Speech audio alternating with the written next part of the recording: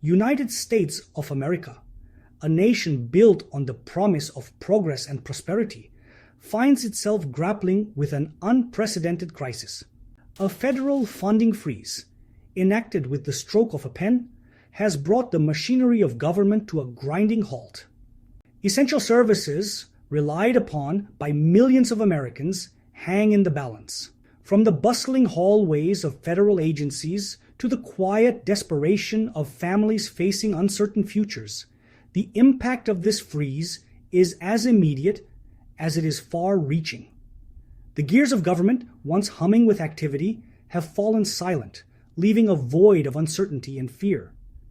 The consequences of this funding freeze are already being felt in every corner of the nation.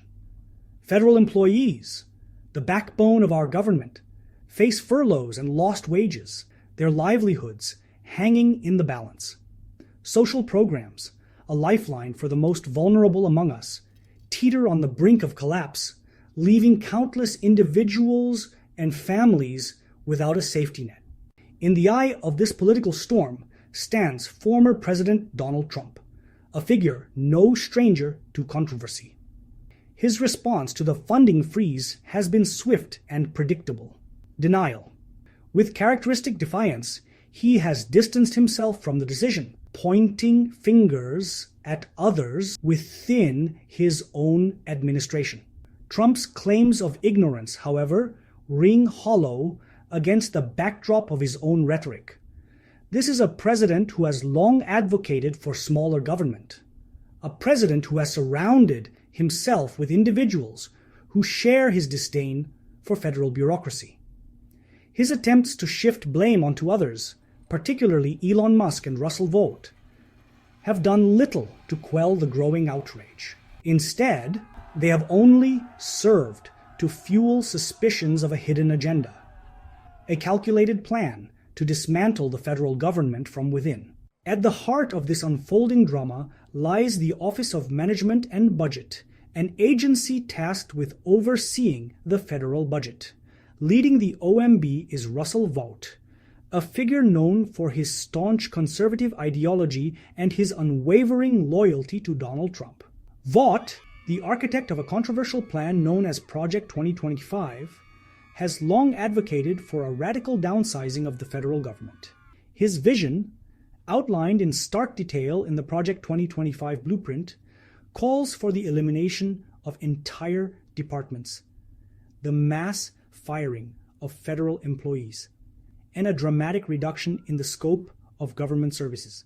The funding freeze, many believe, is a trial balloon for Project 2025, a way to test the waters and gauge public reaction before unleashing the full force of Vaught's radical agenda. If this is indeed the case, then the current crisis is merely a prelude to a much larger and more consequential battle over the role and size of government. Section 4. The Musk Connect: Whispers of Influence and Power. Adding another layer of intrigue to this already complex situation is the alleged involvement of Elon Musk, the enigmatic CEO of Tesla and SpaceX. While Musk holds no official position within the Trump administration, rumors have swirled for months about his influence behind the scenes. Whispers of late-night phone calls, secret meetings, and backroom deals have fueled speculation that Musk wields considerable sway within the OMB, particularly over Vought. Some have even suggested that Musk has a direct line to Trump himself, bypassing traditional channels of communication and access.